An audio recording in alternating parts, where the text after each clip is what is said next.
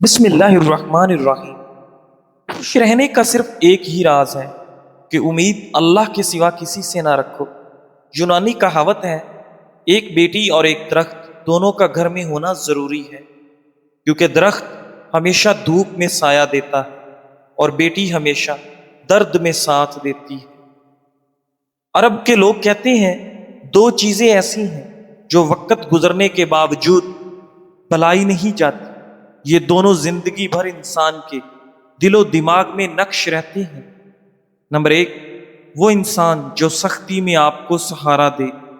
Number دو، اور وہ جو مشکل وقت میں ساتھ چھوڑ جائے۔ ناظرین، اگر زندگی میں کامیاب ہونا چاہتے ہو تو یہ 5 اصول اور قوانین آپ کو معلوم ہونا چاہیے۔ ہمیشہ اپنے ارادوں کو چھپا کر رکھیں تاکہ لوگ آپ کے منصوبے نہ جانیں، ورنہ وہ آپ سے حسد کریں گے۔ ہمیشہ دوسروں کو آپ پر انحصار کرنے پر مجبور کریں تاکہ وہ آپ کے خلاف نہ جا سکیں۔ زندگی میں کبھی بھی اپنے مالک سے زیادہ مت چمکیں، بلکہ مالک کو ہمیشہ برتر محسوس ہونے دیں، ورنہ وہ آپ کو پیچھے دھکیلنے کی کوشش کرے گا۔ ہمیشہ کم بولیں، کیونکہ خاموشی بلا مشقت حاصل ہونے والا طاقت دیتی ہے۔ ہمیشہ اپنی ساکھ کی حفاظت کریں، کیونکہ بدنامی طاقت کو برباد کر دیتی ہے۔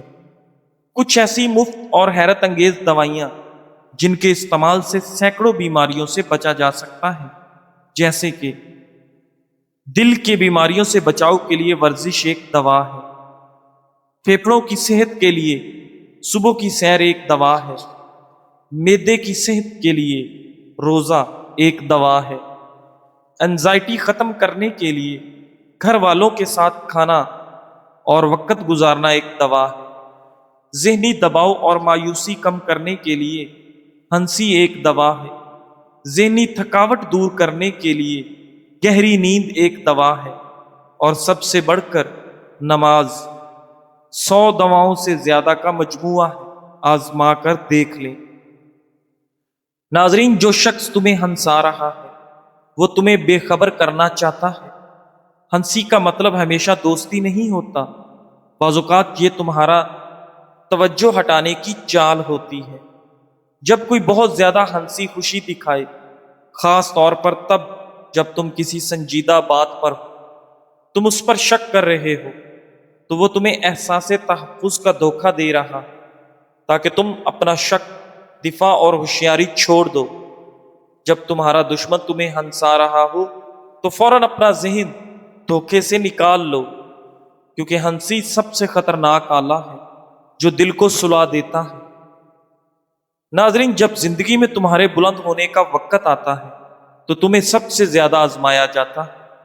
یہ آزمائشیں تمہیں توڑنے کے لیے نہیں ہوتی، بلکہ تمہیں مضبوط بنانے کے لیے، تمہاری نیت کو صاف کرنے اور تمہیں اگلے مقام کے لیے تیار کرنے کے لیے آتی ہیں۔ یہ وہ لمحہ ہوتا ہے جب تمہیں سب سے زیادہ صبر، حوصلے اور یقین کی ضرورت ہوتی ہے۔ ناظرین، سخت حالات میں ہمت نہ ہارو، جھکو نہیں، کیونکہ تم کسی عظیم مقصد کے لیے تیار کیے جا رہے۔ ناظرین، سوتے وقت بار بار کروٹ بدلتے رہیں، برے خواب نہیں آئیں گے۔ ایک ہی وقت میں 2 کام نمٹانے کی عادت دماغی صلاحیتوں کو کمزور کر دیتی ہے۔ انسان دنیا کے کسی کام سے اتنا نہیں تھکتا جتنا کہ لوگوں کو راضی کرنے سے تھک جاتا ہے۔ ناظرین، زیادہ ٹھنڈے پانی سے نہانے سے جسم کی تھکاوٹ اور سستی میں اضافہ ہو جاتا ہے۔ ایلو ویرا میں ہلدی ملا کر چہرے پر لگانے سے آپ کے چہرے کے داغ دھبے دور ہو جاتے ہیں۔ صبح سویرے نیند سے اٹھنے کے بعد پیشاب کا نہ آنا آپ کے مثانہ خراب ہونے کی علامت ہے۔ مونچھوں کے بال وقت سے پہلے سفید ہونا شوگر کی علامتوں میں سے ایک علامت ہے۔ ناظرین، تربوز کا جوس پیا کریں، آپ کے جسم کی تمام گرمی دور ہو جائے گی۔ 2 زانوں بیٹھ کر نہانے سے آپ کا بلڈ پریشر کنٹرول میں رہتا ہے۔ جو لوگ تھوڑا سا کام کر کے ہی تھک جاتے ہیں، وہ لوگ روزانہ 3 عدد کھجوریں کھائیں۔ ناظرین، بچوں کا قد چھوٹا ہو تو آپ کو چاہیے کہ بچوں کو روزانہ ساگو دانہ گائے کے دودھ میں بنا کر کھلائیں۔ نہانے کے بعد بالوں میں تیل لگائیں، اس سے بالوں کی جڑیں مضبوط ہو جاتی ہیں۔ بالوں کو صحت مند اور مضبوط رکھنا چاہتے ہو تو بازاری خوشبودار تیل کی بجائے سرسوں کا خالص تیل استعمال کریں۔ ناظرین، اگر مچھر نے کاٹا ہو اور خارش والا دانہ بن گیا ہے تو آپ چمچ لے کر اسے آگ پر تھوڑا گرم کر کے دانے کے اوپر رکھ دیں۔ چمچ کی گرمائش دانے کے جراثیم کو ختم کر دے گی۔ دماغی پریشانی کے وقت 10 منٹ واک کریں، یہ دماغ کی راحت کے لیے بہت ہی فائدہ مند چیز ہے۔ اگر واک زیادہ ہو تو آپ کو زیادہ فائدہ دیتی ہے۔ ناظرین، 3 باتیں روزانہ دہرا لیا کریں۔ نمبر 1، آپ روزانہ ایک محدود سی انرجی لے کر دن کا آغاز کرتے ہیں۔ آپ کی اولین ترجیح اس انرجی کو اپنے اہم کام پر لگانا ہونی چاہیے۔ گیمز اور سوشل میڈیا پر وقت ضائع کرنے کی بجائے اپنے کام پر جتنا فوکس کریں گے اتنا جلدی کامیاب ہوں گے۔ زیادہ فوکس کا مطلب جلدی کامیابی۔ نمبر 2، یاد رکھیں آپ کے زیادہ گول، زیادہ ٹارگٹ ہونا کامیابی کی دلیل نہیں، بلکہ اپنے ٹارگٹس پر مستقل مزاجی سے عمل کرنا کامیابی کی ضمانت ہے۔ مستقل مزاجی کا کوئی نعم البدل نہیں۔ نمبر 3، اس حقیقت کو مت بھولیے کہ لوگ آپ کے آئیڈیاز کو یاد نہیں رکھتے بلکہ آپ کے نتائج کو یاد رکھتے ہیں۔ آئیڈیاز عمل کے بغیر زیرو ہیں۔ ناظرین، نمک بلڈ پریشر کا خطرہ بڑھانے والا اہم ترین عنصر ہے۔ جو لوگ کھانوں میں نمک زیادہ استعمال کرتے ہیں ان لوگوں میں ہارٹ اٹیک کا خطرہ 2 گنا بڑھ جاتا ہے۔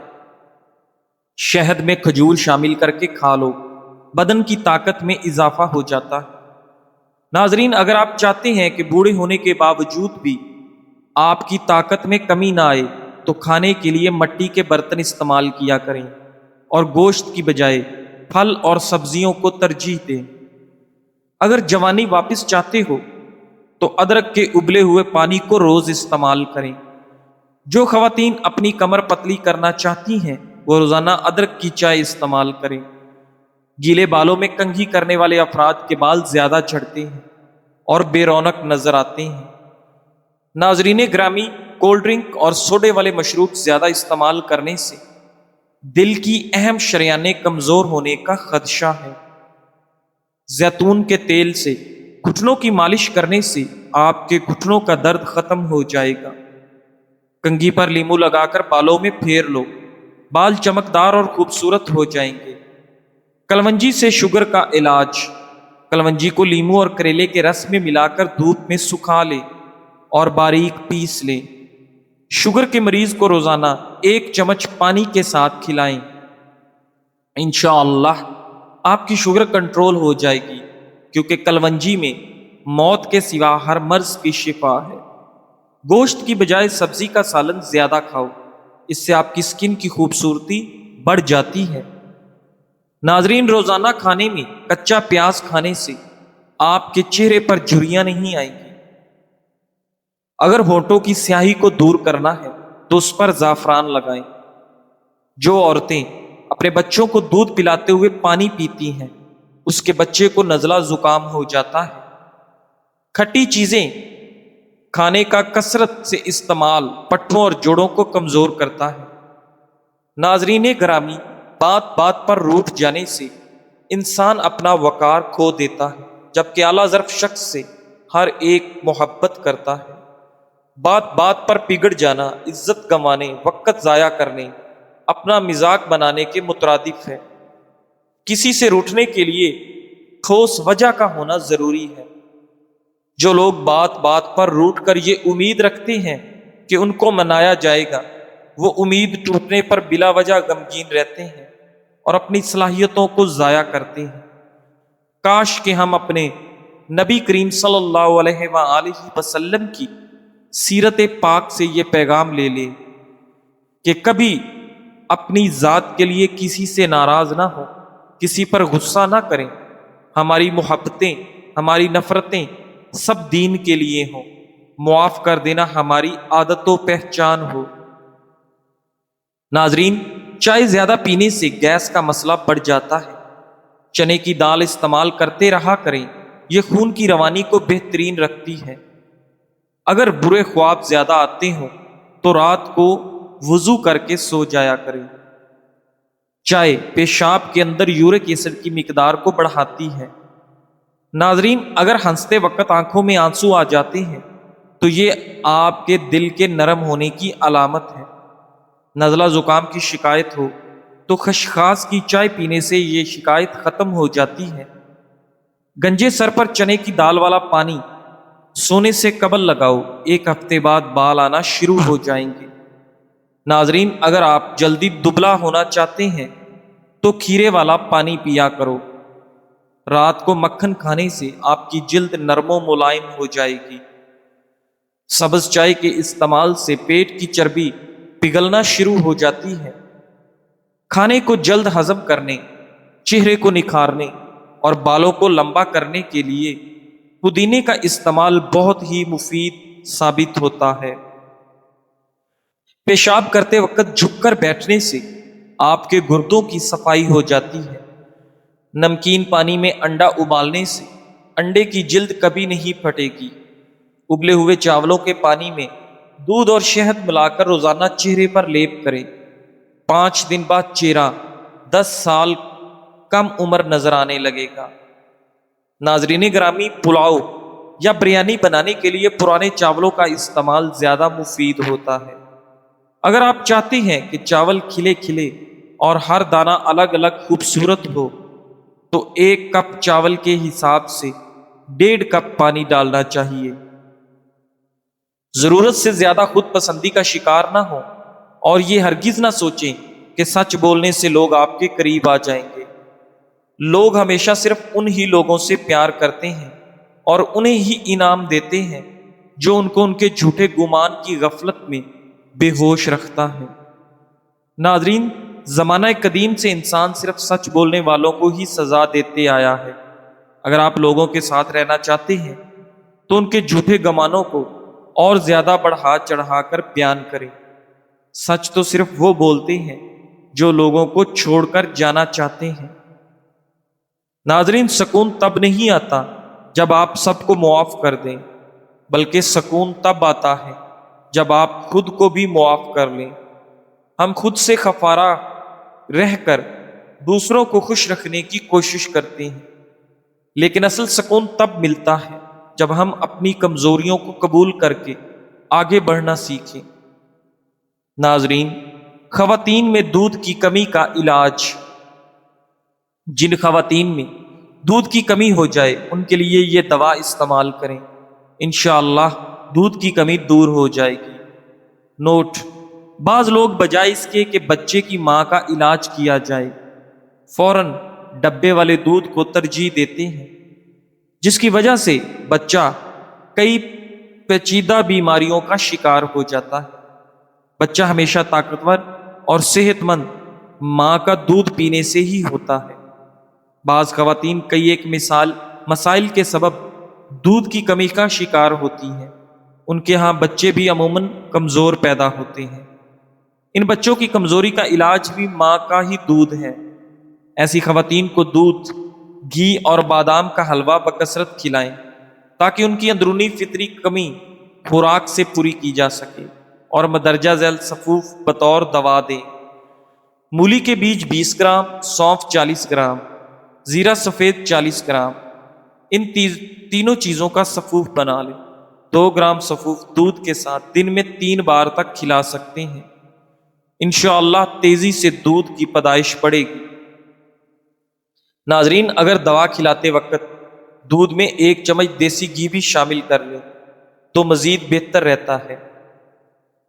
اگر آپ زندگی میں کسی کے مخالف نہیں یا کوئی آپ کا مخالف نہیں، اگر آپ کی کوئی اپوزیشن نہیں اور آپ کے سامنے کوئی رکاوٹ نہیں، تو یہ آپ کے لیے اطمینان کی نہیں، فکر مندی کی بات ہونی چاہیے، کیونکہ اگر آپ کی کوئی پوزیشن ہے تو آپ کی اپوزیشن بھی ضرور ہوگی۔ کہا جاتا ہے کہ کسی انسان کا اگر کوئی مخالف نہیں تو سمجھ لو کہ اس کے اندر کوئی خوبی نہیں ہے۔ ناظرین، یہ بہت بڑی غلط فہمی ہے کہ افراد کے درست اور نادرست ہونے کا پیمانہ مخالفین یا موافقین کی تعداد کو بنایا جائے۔ ناظرین، وقت کے نبی کے بھی مخالفین اور دشمن رہے، اور وقت کے ولی کے بھی مخالفین اور دشمن رہے۔